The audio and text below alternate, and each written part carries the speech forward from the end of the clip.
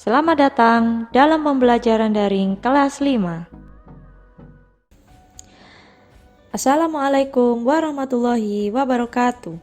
Selamat pagi dan salam semangat anak-anakku kelas 5. Bagaimana kabar kalian? Semoga kalian selalu sehat. Kita awali pembelajaran hari ini dengan berdoa agar kalian diberikan kemudahan untuk berpikir dan menerima ilmu yang bermanfaat. Hari ini kalian akan mempelajari tema 7, peristiwa dalam kehidupan, subtema 1, peristiwa kebangsaan masa penjajahan, pembelajaran 1. Coba kalian amati gambar berikut ini. Ada lada, cengkeh, pala, jahe, kayu manis. Siapa yang tahu ini biasa disebut apa ya? Dalam kehidupan sehari-hari, ini biasa disebut dengan rempah-rempah. Rempah-rempah begitu melimpah di bumi Indonesia. Melimpahnya rempah-rempah dapat meningkatkan kesejahteraan masyarakat Indonesia. Namun, rempah-rempah yang begitu melimpah juga membuat bangsa-bangsa di Eropa berusaha untuk menguasai perdagangannya. Mengapa bangsa Eropa berhasrat memonopoli perdagangan rempah-rempah? Seberapa tinggikah nilai ekonomis rempah-rempah di mata bangsa-bangsa Eropa? Apa hubungan rempah-rempah dan penjajahan di Indonesia? Tahukah kamu hubungan antara cengkeh dan penjajahan yang dialami oleh bangsa kita? Cengkeh memiliki banyak manfaat. Sebagai bumbu masak, cengkeh digunakan dalam bentuk bunga utuh atau dalam bentuk bubuk. Cengkeh juga dimanfaatkan oleh bangsa Cina dan Jepang sebagai dupa. Selain itu, minyak cengkeh digunakan sebagai aromaterapi dan obat sakit gigi. Pohon cengkeh banyak manfaatnya sehingga menjadikannya bernilai ekonomis tinggi. Oleh karena itulah, cengkeh merupakan salah satu bahan rempah-rempah yang menjadi buruan bangsa-bangsa Eropa. Hal itu memicu terjadinya penjajahan di Indonesia. Bangsa kita mengalami penjajahan cukup lama. Selama masa penjajahan, bangsa kita mengalami penderitaan akibat adanya penindasan. Pada masa pemerintahan kerajaan-kerajaan Islam di Indonesia, datanglah orang-orang Eropa yang mengadakan pelayaran samudra. Kedatangan orang-orang Eropa di Nusantara mula-mula disambut baik oleh bangsa Indonesia. Namun, ketika orang-orang Eropa itu berusaha menguasai Nusantara, mereka mendapat reaksi keras berupa perlawanan-perlawanan di berbagai daerah. Apa yang melatar belakangi kedatangan bangsa-bangsa Eropa ke Indonesia? Peristiwa kedatangan bangsa Barat. Mulai akhir abad ke-15, bangsa Eropa berusaha melakukan penjelajahan samudra. Bangsa Eropa yang pernah melakukan penjelajahan dan penjajahan di Indonesia dimulai oleh bangsa Portugis. Kapal mereka pertama kali mendarat di Malaka pada tahun 1511. Berikutnya ialah bangsa Spanyol yang mendarat di Tidore, Maluku, pada tahun 1521. Kemudian disusul oleh bangsa Inggris dan Belanda. Kapal-kapal Belanda pertama kali mendarat di pelabuhan Banten pada tahun 1596. Faktor-faktor pendorong penjelajahan samudra antara lain sebagai berikut. A. Adanya keinginan mencari kekayaan, atau biasa disebut gold. Kekayaan yang mereka cari terutama adalah rempah-rempah. Sekitar abad ke-15 di Eropa, harga rempah-rempah sangat mahal. Harga rempah-rempah semahal emas atau gold. Mereka sangat membutuhkan rempah-rempah untuk industri obat-obatan dan bumbu masak.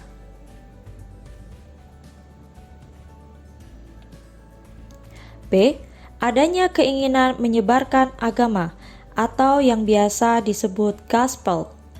Selain mencari kekayaan dan tanah jajahan, bangsa Eropa juga membawa misi khusus.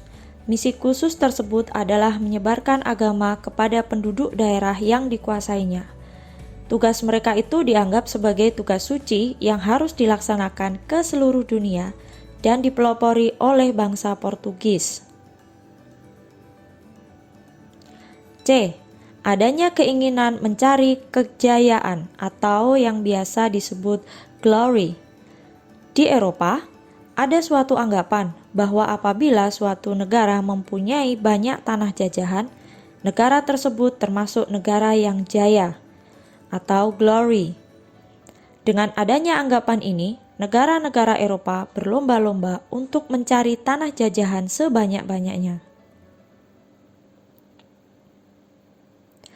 D. Perkembangan ilmu pengetahuan dan teknologi. Ilmu pengetahuan dan teknologi berkembang pesat, contohnya sebagai berikut. 1. Dikembangkannya teknik pembuatan kapal yang dapat digunakan untuk mengarungi samudra luas. 2. Ditemukannya mesiu untuk persenjataan. Senjata dapat digunakan untuk melindungi pelayaran dari ancaman bajak laut dan sebagainya. 3. Ditemukannya kompas. Kompas digunakan sebagai penunjuk arah sehingga para penjelajah tidak lagi bergantung pada kebiasaan alam. Untuk menentukan arah, biasanya mereka berpedoman pada bintang sehingga jika angkasa tertutup awan, mereka tidak dapat meneruskan pelayarannya. Dengan kompas, mereka bebas berlayar ke arah manapun tanpa gangguan, baik siang maupun malam. Setelah membaca teks tersebut, isilah kolom-kolom berikut sesuai dengan pertanyaannya. Kedatangan bangsa Barat. Siapa yang dimaksud dengan bangsa Barat? Bangsa Barat adalah bangsa-bangsa Eropa atau negara-negara yang berada di benua Eropa. Apa faktor yang melatar belakangi bangsa Barat melakukan penjajahan di Indonesia? Apa saja faktornya? Indonesia kaya akan rempah-rempah sehingga bangsa Barat ingin menguasai perdagangannya. Kapan bangsa Barat mulai melakukan penjelajahan samudra? Penjelajahan samudra dimulai pada akhir abad ke-15. Di mana bangsa Barat pertama kali mendarat di Indonesia? Mereka pertama kali mendarat di Malaka pada tahun 1511. Mengapa bangsa Barat melakukan penjelajahan samudra? Terutama karena 4 faktor berikut, yaitu mencari kekayaan atau gold, menyebarkan agama atau gospel, mencari kejayaan atau glory, dan yang terakhir karena perkembangan ilmu pengetahuan dan teknologi atau disingkat iptek. Bagaimana kondisi rakyat yang mengalami penjajahan? Banyak rakyat hidup menderita karena penindasan. Nah, anak-anak, sekarang kalian mencari informasi lebih lanjut tentang bangsa-bangsa Barat yang datang ke Indonesia. Yang pertama yaitu kedatangan bangsa Portugis di Indonesia. Ini adalah yang pertama kali datang di Indonesia ya.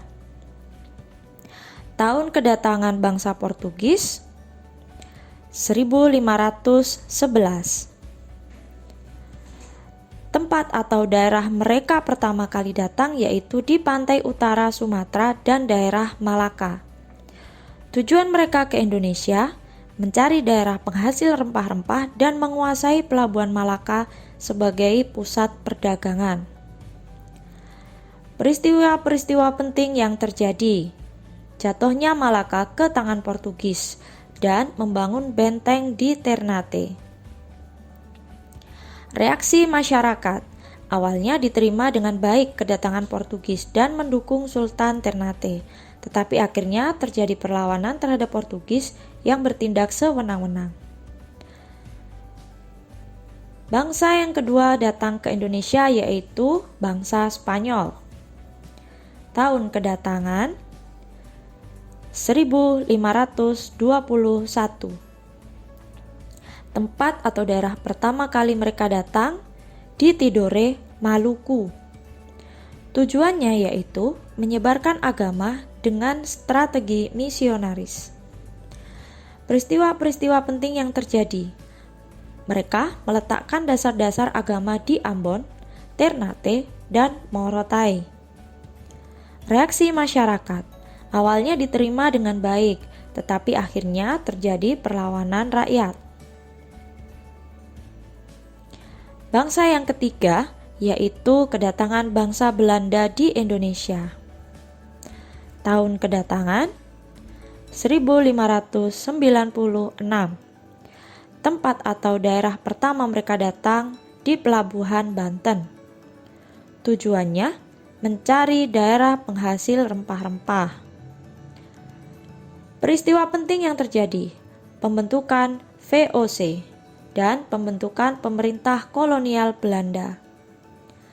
Reaksi rakyat awalnya diterima dengan baik, tetapi akhirnya terjadi perlawanan rakyat. Bangsa Barat terkenal dengan semboyan 3G-nya, yaitu apa anak-anak? Apakah kalian masih ingat? Tepat sekali, 3G terdiri dari gold, glory, dan gospel. Gold yaitu kekayaan, glory kejayaan, gospel agama. Cengkeh merupakan salah satu jenis rempah-rempah yang banyak sekali manfaatnya. Harganya pun cukup tinggi sehingga sampai kini masih banyak masyarakat yang membudidayakannya. Ini adalah gambar cengkeh ketika masih ada di pohon. Nah, cengkeh ini setelah dipetik kemudian dijemur di bawah terik panas matahari. Dan berikut ini adalah gambar cengkeh sesudah mengering. Pada proses pengeringan cengkeh terdapat perubahan benda yang disebabkan kalor atau panas. Dari proses tersebut kita ketahui pengaruh kalor atau energi panas, dalam hal ini sinar matahari, pada benda. Cengkeh adalah salah satu benda yang mengalami perubahan. Tadi bisa kalian lihat ya, dari yang awalnya masih berwarna hijau, kemudian setelah mengering menjadi berwarna coklat. Benda-benda di sekitar kalian memiliki sifat-sifat tertentu. Benda di sekitar kalian memiliki 3 wujud. Benda padat, benda cair, dan benda gas. Bagaimana masing-masing sifat dari benda-benda ini? Sifat-sifat benda padat. 1. Dapat dipegang. 2. Dapat dipindahkan tanpa mengubah bentuk aslinya. 3. Dapat diubah dengan beberapa perlakuan seperti diberi panas, diberi tekanan tinggi, atau diberi perlakuan fisik seperti menggunting, menekan, melipat, atau menyobek. Contoh benda padat banyak sekali. Misalkan meja, kursi, kertas, dan lain-lainnya. Sifat-sifat benda cair. 1. Ketika benda cair itu dipindahkan, ia akan berubah mengikuti wadahnya. 2. Mengalir dari tempat yang tinggi ke tempat yang rendah. 3. Dapat merambat melalui serat-serat halus dari bahan seperti bahan kain. Contoh benda cair yang pasti sering kalian temui adalah air, minyak, kecap, sirup, dan lain-lain. Sifat-sifat benda gas. 1. Tidak dapat dipegang. 2. Tidak terlihat oleh mata. 3. bentuk selalu berubah sesuai wadah atau tempatnya. 4. Menekan ke segala arah. 5. Menempati ruang.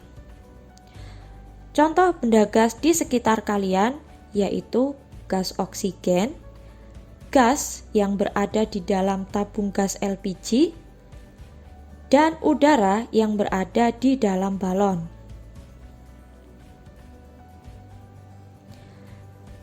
Nah, anak-anak, sekian pembelajaran hari ini.